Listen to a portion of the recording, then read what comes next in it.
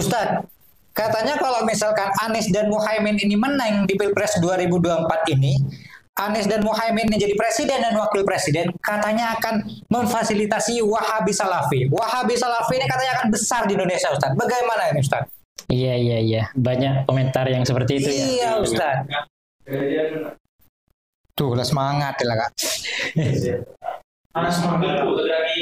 Iya, tuh kau lah nggak cuma Ustadz lah.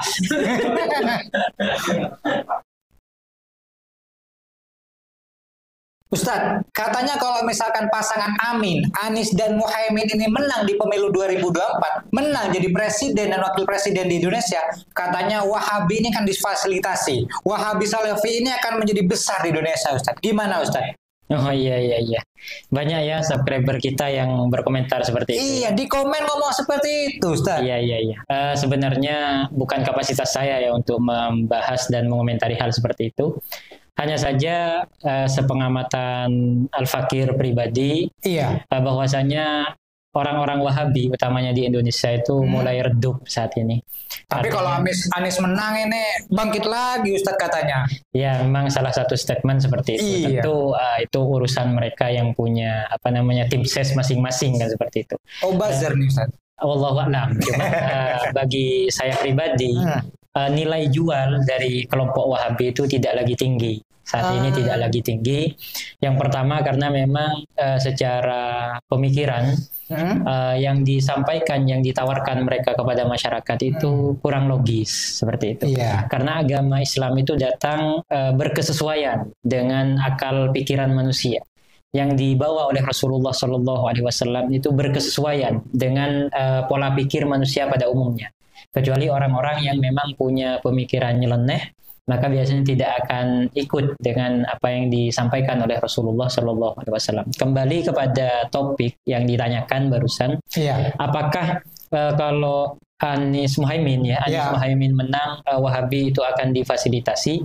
Saya pribadi merasa bahwa ketiga calon presiden yang saat ini sedang berkontestasi, mereka adalah orang-orang terbaik dari bangsa kita. Tentu mereka adalah orang-orang yang pilihan seperti itu. Dan saya melihat ketiganya tidak punya rekam jejak sepertinya berkolaborasi, apalagi sampai mendukung salah satu akidah menyimpang. Tidak ada seperti itu. Saya melihat seperti misalnya di Anies Muhaimin itu ada Caimin yang jelas sebagai kader NU. Di NU jelas karena memang putra dari anak turun dari pendiri NU dan lain sebagainya.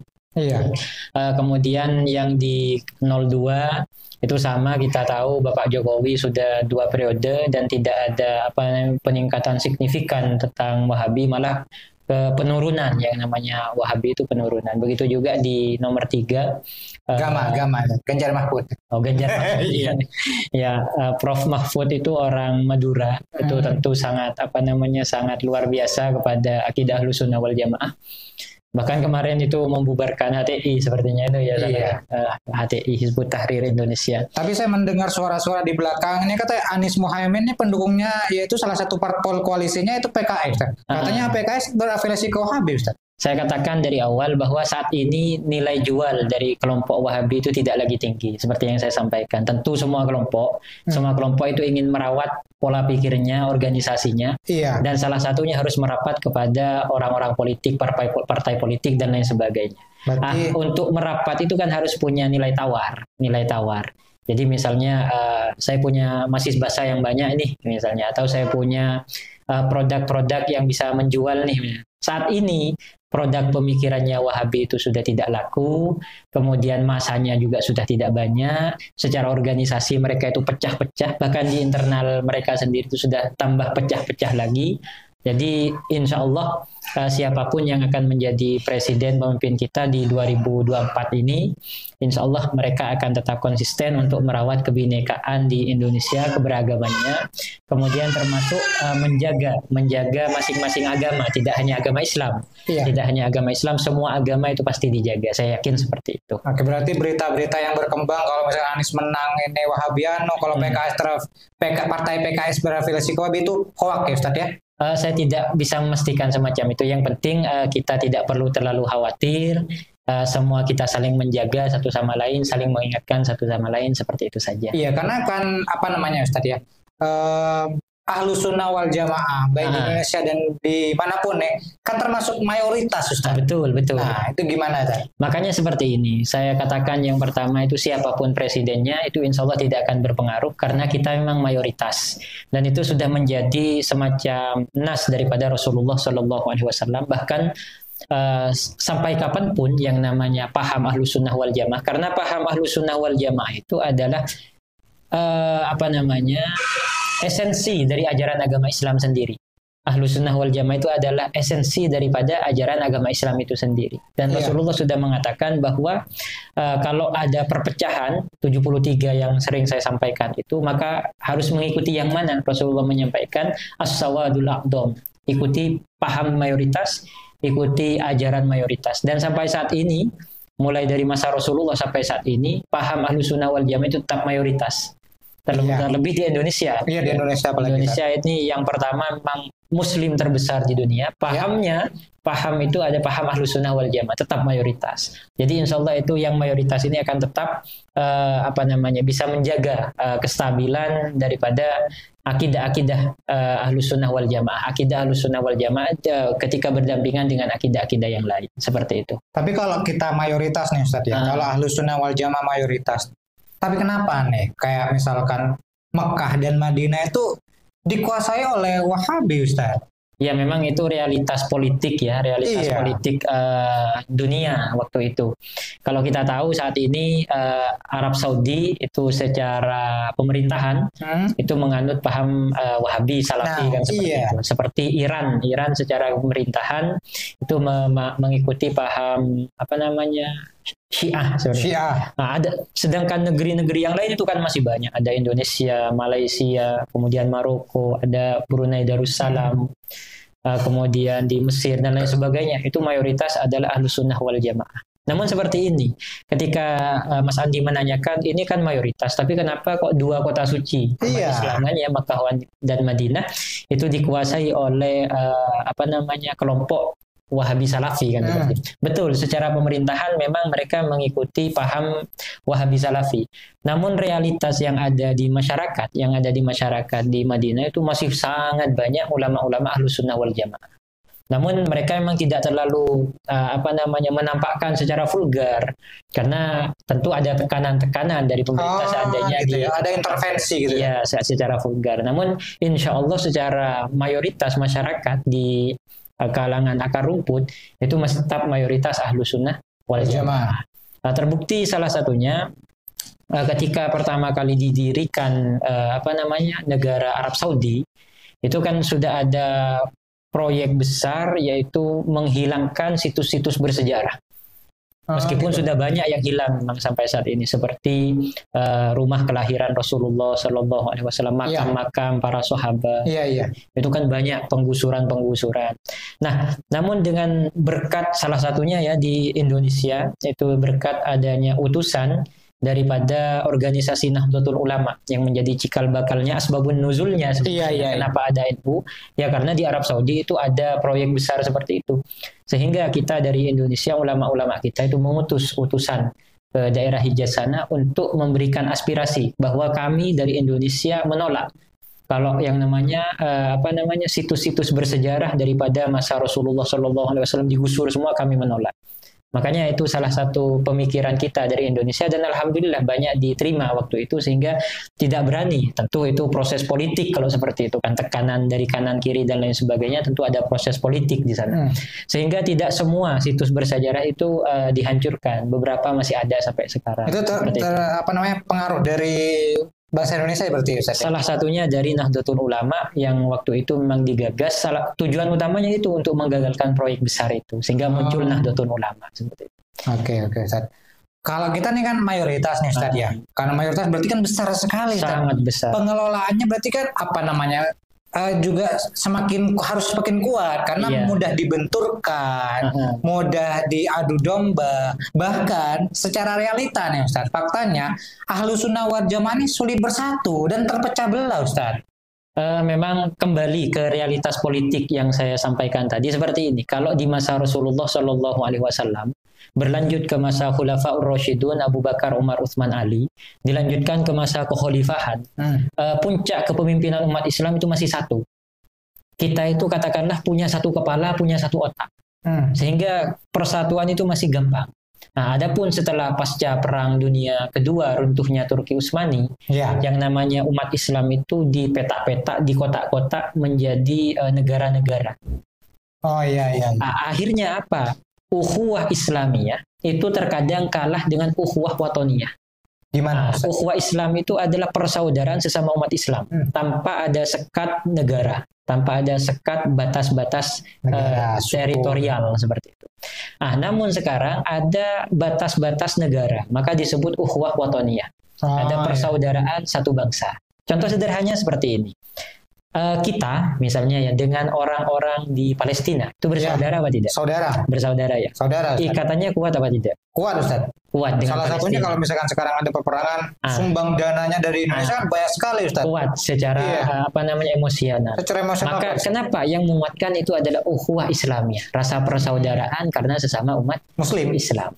Pertanyaannya sekarang, misalnya timnas Indonesia melawan timnas Palestina. Bela Indonesia, Ustaz. Bela Indonesia. Iya kan? Iya. Kenapa? Mendukung Indonesia, Ustaz. Mendukung Indonesia. Kenapa? Saudara kita setanah air. Ada ukhuwah watoniyah.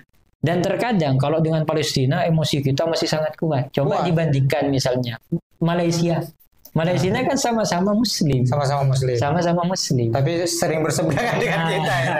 Realita yang ada semacam itu. Iya. Makanya memang realitas politik itu tidak bisa dipisahkan dengan keberlangsungan agama. Makanya di dalam kitab Ihya Ulumuddin itu antara ulama dengan umaro. Orang-orang yang menjaga agama dengan orang-orang yang menjaga pemerintah. Ulama dan umaro itu bagaikan dua anak kembar yang saling menjaga. Jadi agama itu menjaga adanya pemerintahan, pemerintah itu menjaga kestabilan agama. Dua hal yang harus saling satu padu. Jadi seperti itu. Itu realitas politik yang ada sehingga meskipun banyak umat Islam itu luar biasa terpecah-pecah, mudah diadu domba. Kemudian kekuatannya tidak bisa potensi kekuatannya, powernya tidak bisa disatukan. Itu mudah dipecah belah seperti itu. Terus lantas apa kaitannya Ustaz dengan Al-Quran dan hadis? Seperti ini ya, memang banyak dalil Al-Quran dan hadis yang mengatakan bahwa as-sawadul a'dham itu adalah ahlus sunnah wal jamaah. Salah satunya seperti ini. Kalau kita lihat, Rasulullah pernah menyampaikan 73 golongan, yang satu kan masuk surga. Hanya satu yang masuk surga. Sedangkan di dalam surga itu kata Rasulullah SAW mayoritas adalah umatnya Rasulullah SAW. Mayoritas umat di dalam surga itu kebanyakan adalah umatnya Rasulullah SAW. Artinya kan dari umatnya Rasulullah kebanyakan masuk surga. Maka kalau dikatakan Ahlus Sunnah wal Jamaah itu sesat, misalnya yang berhak masuk surga itu adalah kelompok saudara kita Wahabi atau Syiah, ya kan nanti sepi, surganya sepi. Karena kita mayoritas. Karena yang mayoritas adalah paham Ahlus Sunnah wal Jamaah. Itu yang pertama. Kemudian yang kedua, Rasulullah itu pernah menyampaikan bahwa la tajtami'u ummati ala dhalalah. Umatku itu tidak akan pernah sepakat untuk melakukan sebuah kesesatan. Untuk mencapai sebuah sepakat atau mufakat, kalau sekarang di demokrasi itu minimal 50% plus 1 kan seperti itu untuk menjadi mayoritas. Iya kan? Makanya umatku tidak akan pernah menjadi mayoritas dalam kesesatan. Secara kontekstual semacam itu. La tajtami'u ummati ala dhalalah. Umatku tidak akan pernah bersepakat dan mufakat, dan untuk bersepakat dan mufakat itu kan harus menjadi mayoritas. Tidak akan pernah menjadi mayoritas di dalam kesesatan. Ini sudah seakan-akan menjadi nas daripada Rasulullah SAW. Maka ketika kita bingung mau ikut yang A, apa yang B, apa yang C di dalam masalah akidah, maka kita lihat yang paling mayoritas siapa. Nomor 2 berarti Ustaz. Koalisinya paling gemuk Ustaz. Makanya saya kasih embel-embel di dalam masalah akidah.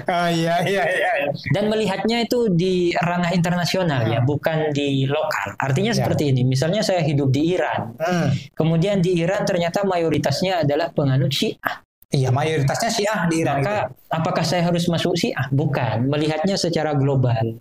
Dunia. Secara global di dunia. Dan itu akan terus-menerus sampai kapanpun itu tidak akan pernah berubah. Karena kalau di lokal itu bisa saja berubah. Misalnya Iya. seperti saat ini yang menguasai Mekah dan Madinah Wahabi misalnya. Apakah kita akan mengikuti Wahabi? Tidak. Kita melihat mayoritas di seluruh dunia. Demikian. Iya. Kalau di Mekah dan Madinah ini kan mayoritasnya Wahabi Salafi, dikuasai kelompok Wahabi Salafi. Terus lantas sahabat-sahabat Rasulullah termasuk golongan yang mana, Ustaz? Nah, seperti ini ya, karena memang masih baru, Wahabi Salafi itu baru bersamaan dengan munculnya negara Arab Saudi. Gitu ya. Nah, jadi masih baru, entah di tahun 19 berapa, saya lupa. Kalau zaman-zaman sebelumnya, tentu Mekah dan Madinah itu tetap dikuasai oleh kelompok Ahlus Sunnah wal Jamaah. Makanya kita sering mendengar di Indonesia ada ulama sekaliber Syekh Yasin Al-Fadani, kemudian Syekh Nawawi Al-Bantani. Iya. Itu kan ulama Nusantara. Ulama Nusantara. Beliau itu punya majelis di Masjid Nabawi, Iya. punya halakoh di Masjid Nabawi, Iya. punya banyak santri di masjid. Iya. Kan seperti itu. Iya.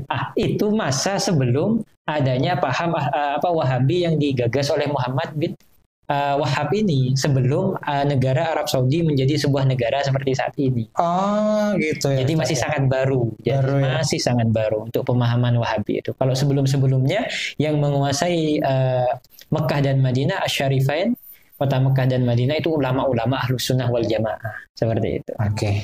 Baik Ustadz, terima kasih atas penjelasannya, cukup memberi pelajaran, cukup memberi wawasan, bertambah wawasan buat saya, dan juga semoga video ini juga bermanfaat buat teman-teman pemirsa dan penonton. Terima kasih, sampai jumpa kembali dengan waktu Ustadz dan dengan pembahasan yang lebih beragam ya, lebih beragam dan lebih bermanfaat lagi. Amin. Assalamualaikum warahmatullahi wabarakatuh. Waalaikumsalam warahmatullahi wabarakatuh.